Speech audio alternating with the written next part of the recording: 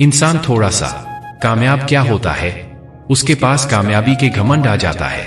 उसे थोड़े धन क्या मिल जाते हैं, उसे उस धन का घमंड हो जाता है। यह बात सच है कि अक्सर घमंड उन्हें ही आता है जिन्हें बहुत ज्यादा चीज बिना मेहनत के कम समय में मिल गई हो। एक कहानी है, उम्मीद है यह कहानी आपकी जिंदगी बदल कर रख देगी।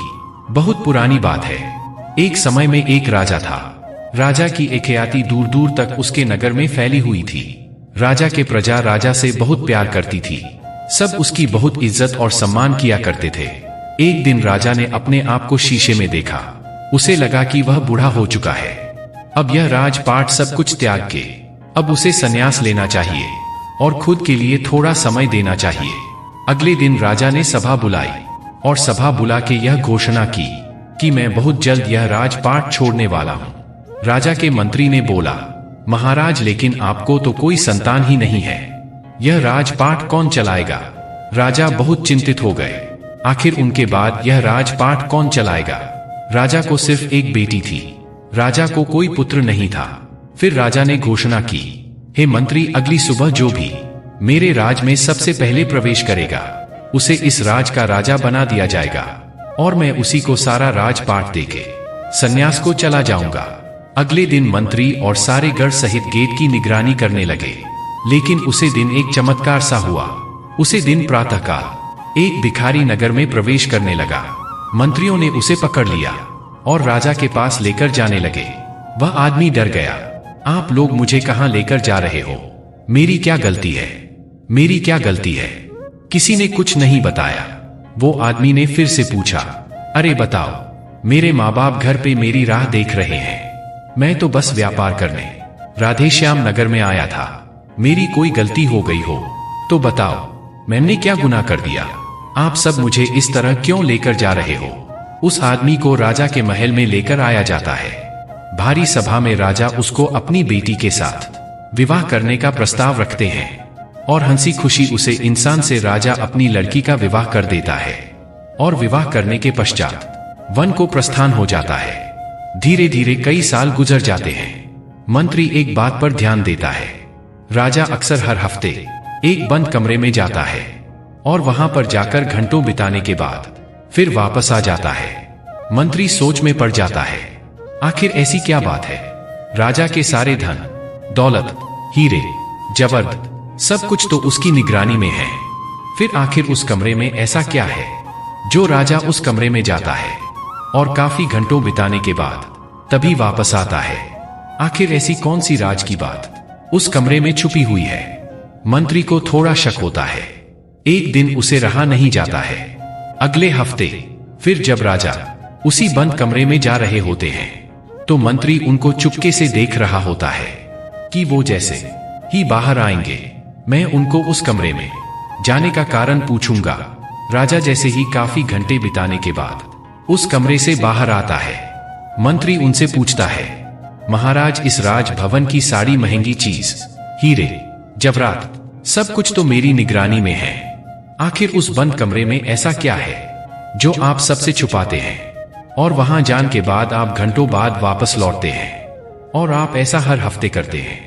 आखिर ऐसा उस कमरे में क्या है? राजा बोलते हैं, मंत्री, हर बात तुम्हें जन का हक नहीं है। कुछ चीज गुप्त रखें जाए तो अच्छा है। मंत्री का शक और बढ़ जाता है। वो फिर राज्य के विशेष लोगों से पूछता है, राजा उस बंद कमरे में क्या छुपा रहे हैं? आखिर उस कमरे में से कौन सी खास बात है जो हम लोग भी नहीं जान सकते? लेकिन इस सवाल का जवाब राज्य में किसी के पास नहीं होता और नहीं उसे महल का कोई भी इंसान उस बात को जानता है। हर कोई इस बात से अनजान होते हैं। मंत्री की चिंता दिन रात और बढ़ती जाती है कि आखिर क्या छुपा रहे हैं? क्या कुछ ऐसा तो नहीं कुछ राज के लिए बहुत बुरा है? आखिर मंत्री को रहा नहीं जाता है। मंत्री रानी से जाके सारी बात बता देता है कि महारानी, महाराज हर हफ्ते एक ऐसे कमरे में जाते हैं जिस कमरे के बारे में इस राज्य में किसी को कुछ नहीं पता। यहां तक कि मैंने उनसे पूछा भी तो उन्होंने कुछ भी नहीं बताया। मैं बहुत चिंतित हूं। आखिर कमरे में ऐसा क्या है जो महाराज सबसे छुपाते हैं? महाराज हर हफ्ते वहां जाते हैं और घंटों बाद उसे कमरे से वापस आते हैं। रानी जिद्दी स्वभाव की थी। वो राजा के पास जाके पूछती है, लेकिन राजा रानी को भी नहीं बताते। रानी गुस्सा हो जाती है और कोप भवन में जाके अन्न जल का त्याग करके वहां पे उदास होकर बैठ जाती है। आखिर में थक हार के राजा भी बेबस हो जाते हैं उनको सब कुछ बताने के लिए, और फिर बोले, अगले हफ्ते जब मैं उसे कमरे में जाऊंगा तो तुम सब मेरे साथ चलना। मैं तुम सबको दिखाऊंगा कि आखिर उसे कमरे में क्या है और मैं वहां पर हर हफ्ते क्यों जाता हूं। सब खुश हो जाते हैं कि चलो आखिरकार उस राज से पर्दा हटेगा, आखिर उस कमरे में क्या है। और राजा हर हफ्ते क्या देखने जाते हैं। आखिर वो घड़ियां ही जाती है जब राजा सबको सब कुछ बताने और दिखाने वाले होते हैं। राजा सुबह तैयार होकर आते हैं और सबसे बोलते हैं, मैं दरवाजा खोलने वाला हूं, जिसको देखना है सब मेरे साथ आओ और सब मेरे पीछे खड़े हो जाओ। रानी, मंत्री और राज के 2-4 गढ़ सब राजा के पीछे खड़े होते हैं। दरवाजा खुलने वाला होता है। आखिरकार राजा ने दरवाजा खोल दिया और कहते हैं, जाओ जाकर देख लो अंदर कौन सा राज छुपा हुआ है और अंदर कौन सा ऐसा सवाल है जिसके जवाब ढूंढने के लिए तुम सब इतनी परेशान हो चुकी हो। जब सब अंदर जाते हैं तो देख के हैरान हो जाते हैं। सबके पैरों तले जमीन खिसक जाती है। सच बताऊं तो किसी को ऐसी उम्मीद नहीं थी कि राजा उस कमरे में ऐसे रस छुपी होंगे। आखिरकार मंत्री उस कमरे के तलाशी लेने के बाद बाहर आते हैं और हाथ जोड़कर राजा से पूछते हैं, महाराज, उस कमरे में तो एक फटे कपड़े के अलावा और कुछ है नहीं। आप हर हफ्ते फटे कपड़े को देखने इस कमरे में क्यों जाते हैं? क्या उसे कपड़े में भी कोई राज है? तब राजा बताते हैं, हे मंत्री, तुम काफी सालों से इस राज्य की कारोबार को संभाल रहे हो। तुम इस महल के काफी पुराने नागरिक हो। तुम्हें याद होगा जब मैं राजा बनने वाला था तो तुम ही ने मुझे गेट से एक फटेहाल कपड़ों में लेकर आए थे और वही कपड़े हैं जो मैं पहन के इस महल में आया था और तुमने मुझे वहां से उठा के लाया और यहाँ राजा बना दिया था। तब से लेकर आज तक मैं ये सब भावे महलों को देखा हूँ, यह दीवारों को देखा हूँ और मैं अपने आप को देखा हूँ तो मेरे में घमंड आ जाता है। मैं कितना धनवान हूँ, मेरे पास कितना कुछ है, और जब यह घमंड आता है तो मैं अपना आत्मविश्वास खो देता हूँ। इसीलिए जब जब मुझ में घमंड आता है तब तब मैं अपने घमंड को दूर करने को लिए मैं इस कमरे में आकर इस कपड़े को देखा हूँ।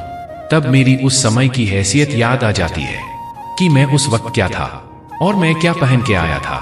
तब मुझे एक क्षण में मेरा घमंड सब दूर हो जाता है और मैं फिर से अपनी सामान्य जिंदगी जीने लगता हूँ। तब मंत्री कहता है, क्षमा कर दीजिए महाराज, हमसे बहुत बड़ी गलती हो गई। हम जाने अनजाने में आपको गलत समझ बैठे थे, लेकिन ऐसा कुछ था नहीं। मेरी भूल को क्षमा करें महाराज, आगे से ऐसा कभी नहीं होगा। आप इस राज्य के लिए एक भगवान हो। मैंने अपने जीवन काल में ऐसा राजा आज तक नहीं देखा, मुझे क्षमा करें। तब राजा बोलते हैं कि हे मंत्री, तुम्हें नहीं पता, घमंड मनुष्य का ऐसा रुनास कर देता है। चाहे वो कितनी कामयाबी, कितनी ऊंचाई पर क्यों ना पहुंचा हो, चाहे उसके पास कितनी ही धन दौलत संपत्ति क्यों ना हो, जिस इंसान के अंदर घमंड है उसे सब कुछ डूबने में देर नहीं लगता। वो सारी चीज सब कुछ मिलके उसके विनाश के रास्ते पे ले जाती है। इसीलिए इस संसार में कभी किसी को घमंड नहीं करना चाहिए। बाकी कहानी आपको कैसी लगी हमें कमेंट बॉक्स में जरूर बताएं, और इस तरह की कहानी सुनने के लिए नीचे सब्सक्राइब बटन है, आप इसे जरूर दबाएं। मिलते हैं अगले वीडियो में किसी ज्ञानवर्धक कहानी के साथ।